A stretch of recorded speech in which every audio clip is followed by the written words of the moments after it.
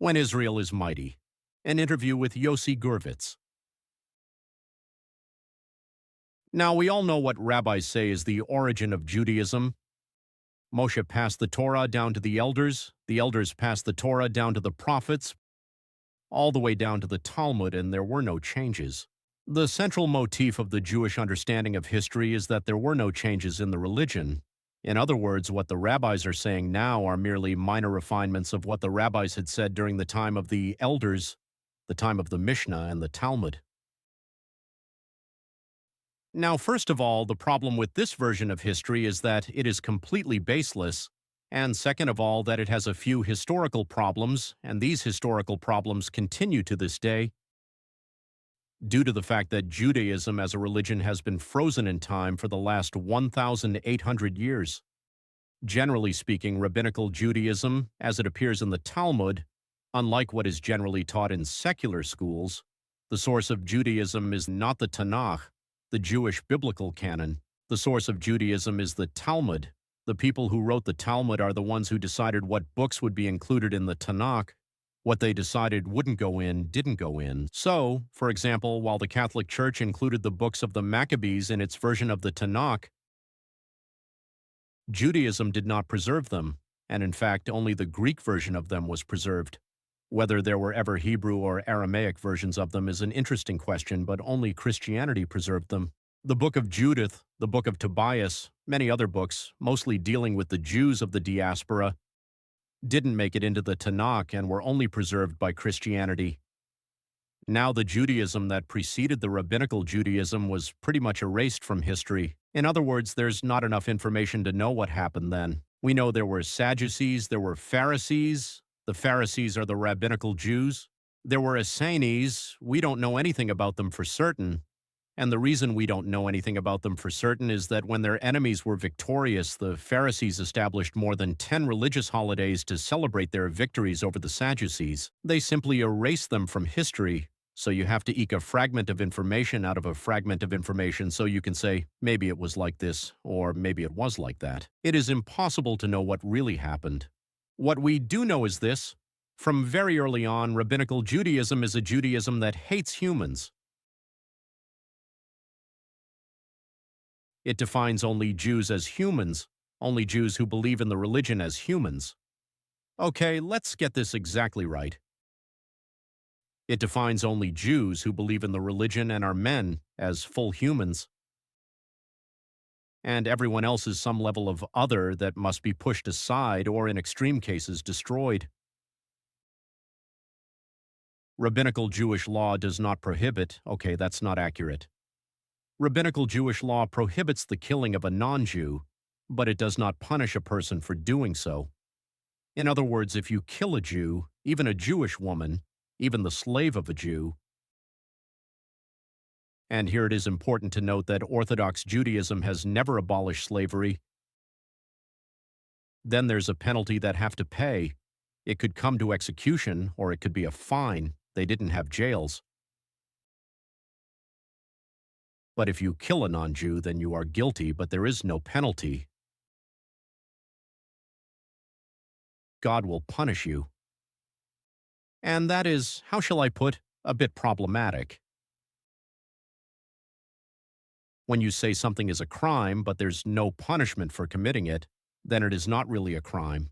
That's the Talmud. When you come to the writers of later exegesis, especially the Shulchan Aruch, by that point he is already saying that there are situations where you can kill a non-Jew with impunity. Of course, it is written in the 16th century, after the expulsion of all Jews from Spain in 1492 CE, so he has to write, he wants to say in coded language, so he calls them idolaters. But just so you know, there weren't any pagans left in that part of the world by that point, not in Europe and not in the Muslim world. So he calls them idolaters or such terms, but everyone knows who he is talking about, non-Jews. The worst case, in my opinion, is the case of Maimonides, who decrees, first of all, he decrees that it is permissible to have sexual intercourse with a 3-year-old girl. That age of consent is problematic.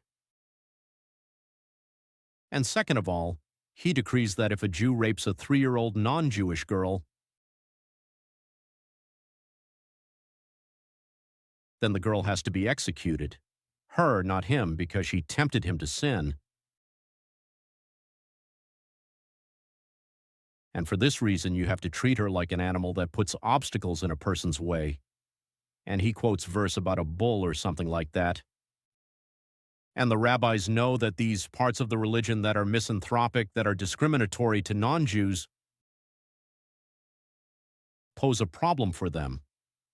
Because if they try to implement them, there are some rules that are very unpleasant, like that 3-year-old girl we were just talking about. If they try to implement them, there will be a pogrom. So to avoid that situation, the Talmud defines 2 states of reality. There's one called Darkei Shalom, peaceful ways. In other words, this is the actual religious law. This is how you are supposed to act. However, since it would cause a huge mess and people will die, so due to peaceful ways, you don't act that way. Now, until what point does the peaceful ways rule still apply? Just as long as the other situation does not exist, which is when Israel is mighty. That's when there is a Jewish regime. It is independent and it is merciless. It can do what it likes. Under those circumstances, it's all over. You go back to the letter of the law. No more peaceful ways, no more nothing. Now, when you think about Jewish history, lots of people talk about the Hasmonean Wars, which was pretty much one of the only times that Jews wielded weapons. And they think about what the Hasmoneans did to the Hellenized Jews who assimilated the Greek culture, which was to make them extinct, to destroy them. A small genocide, and I remind people of this frequently every time Hanukkah rolls around. But they didn't stop there. They embarked on a campaign of looting and conquest, and at the beginning, during their first 20 years, wherever they arrived, they would destroy the local temples. It was prohibited for a place that was under Jewish rule to have a pagan temple. That's what we are talking about.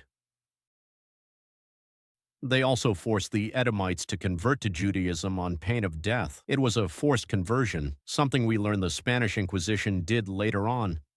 They took people and told them, either you are dead or you are converting to Judaism. And things only got worse from there. Now, when religious Zionists look at reality, they say, we've got a state, we've got weapons, we've got a Jewish army. This hasn't happened for 2,000 years. What this means is that God wants us to bring about the Messiah, that God wants us to build the temple. They skip over all of the conditions that are imposed by the Talmud on what a Messiah must be, and they go back to Maimonides. And Maimonides says, there is no difference between our time and the time of the Messiah other than the subordination to kingdoms. In other words, the only difference between the time of Maimonides, he died in 1204, and the time of the Messiah is who is subordinate to whom? Are the Jews subordinate to kingdoms, to other nations, or can they subordinate other nations?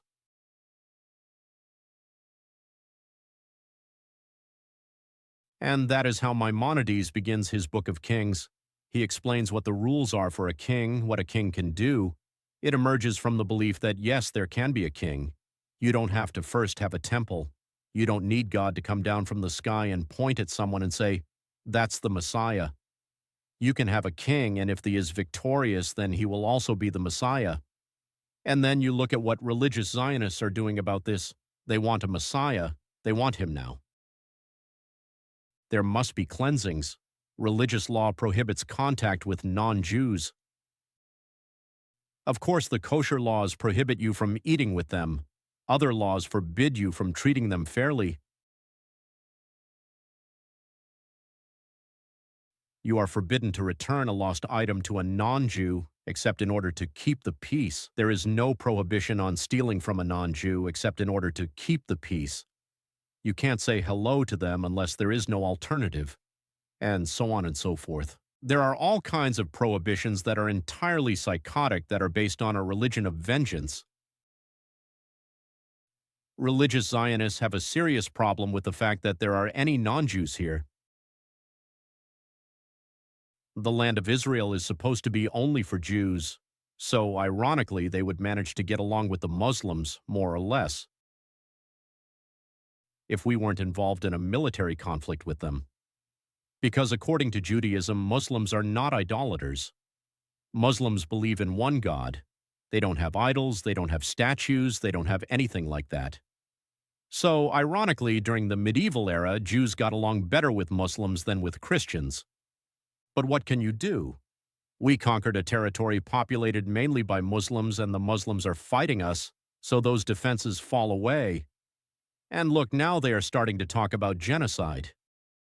You have the book King's Torah, which tells you that you can kill children if there is a reason to believe that one day they could cause harm. Now, if you killed someone's entire family and left only him alive, he will indeed have a reason to cause harm. If you stole his lands, turned him into a refugee, tossed him to Jordan or Lebanon, he will indeed have a reason to cause harm. Many people said that the book's arguments are not sound according to religious law and so on and so forth. But no one really tackled it head on, and it is no wonder that it became a bestseller, because in general, what religious Zionists actually want is for the land of Israel to be for Jews only. Now, the situation for the Christians, on the other hand, will be really bad. According to Judaism, they are idolaters and you have to kill them, even if they do not resist Jewish rule. In Jerusalem, religious seminary students have a despicable habit. They urinate or defecate on churches. If you go there and talk to the church staff, you will hear it from every church. Spitting on clergymen on the street is something that happens regularly. If the priest has the gall to hit the person back, to slap him or something similar, then he is deported quietly. They cancel his residence permit in the country. If you want to justify a pogrom, all you have to do is say the words missionary threat. And from that perspective, Christianity, which is the historical archenemy of Judaism, is going to get a seriously beating once the religious Zionists are in power. The Christian fundamentalists who send them money apparently don't understand what they are dealing with. But it's really a case of a pox on both your houses.